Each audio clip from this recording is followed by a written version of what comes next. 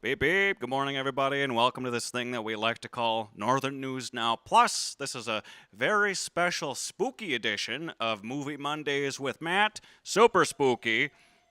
We're going to be talking a little bit about ghosts here today, as my flick of the week is none other than The Conjuring Last Rites, which is the final film in the Conjuring franchise, or so they say.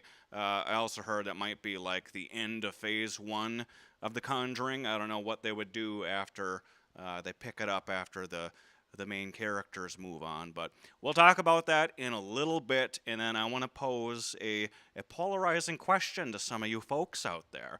So, before we get into that, let's take a quick look at the box office figures from this weekend.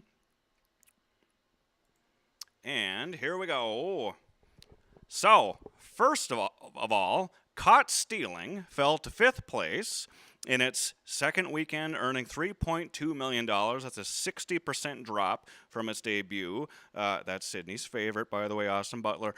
Next, Freakier Friday stayed in fourth place, adding $3.8 million. Then Weapons, one of my absolute favorites, took third place with $5.4 million for a domestic total of $143 million. Yay, Weapons is still up there.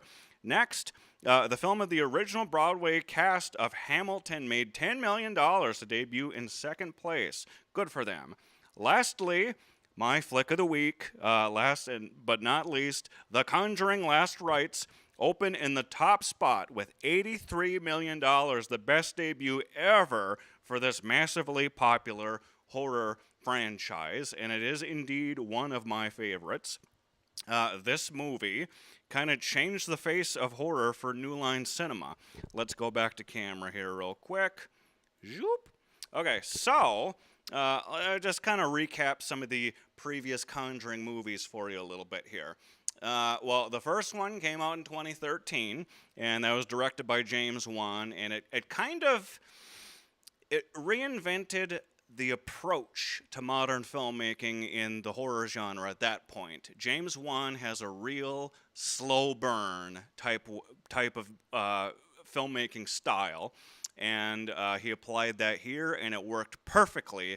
And that is where kind of the jump scares first started happening, and everyone's like, "Oh, jump scares! It's such a thing now." But it wasn't done as effectively until The Conjuring happened. And that this movie, The Conjuring, is of course based on a true life case, which involved the Warrens.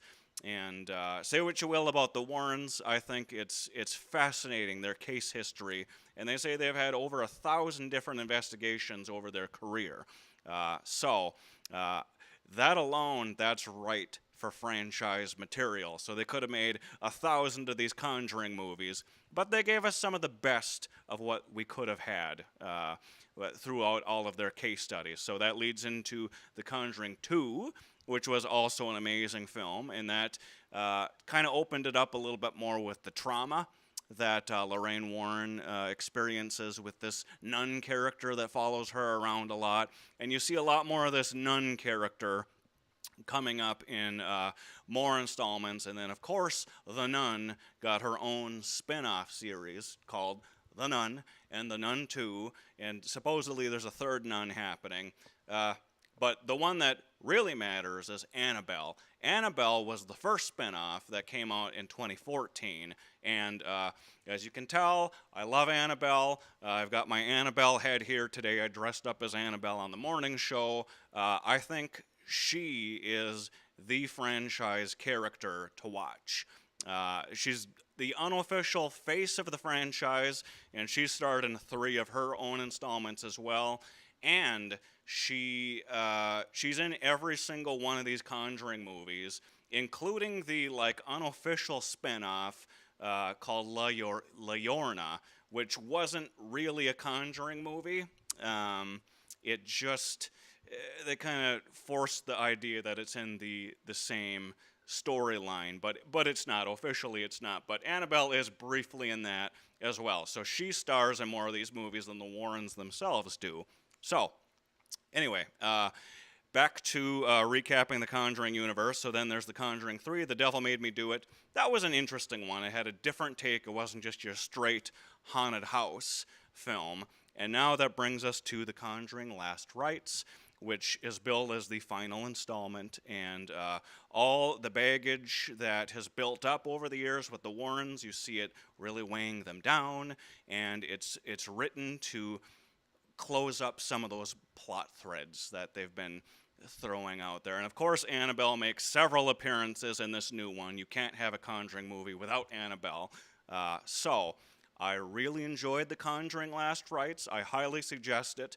It's not the maybe it's not the best one in the franchise, but it's definitely not the worst one in the franchise. So definitely check it out if you get the chance. Spooky, scary, and the story for The Conjuring Last Rites is based on the Snell family. Sorry, I'm butchering their last name.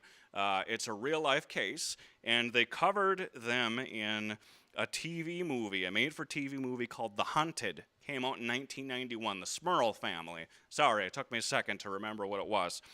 So that's just a fun and interesting case in general.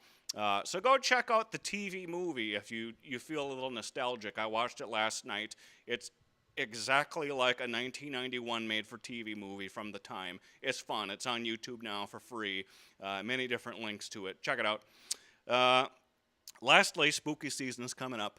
So I think The Conjuring is the first major horror film. Well, let me backtrack. Weapons is the first major horror film they hit for spooky season, next with The Conjuring. So keep watching for more fun, spooky movies coming out. How are we doing on timing, Sydney? Take a break. All right. Well, we're going to... I'll keep ranting here after a quick little break, and then I'm going to pose that question to everybody. Before we go to break, the question is, do you believe in ghosts? I want to know everybody's take. Do you believe in ghosts? Why or why not? Not just a no. No, but why? All right, so let's go to break real quick. We'll see you in a minute. Start break.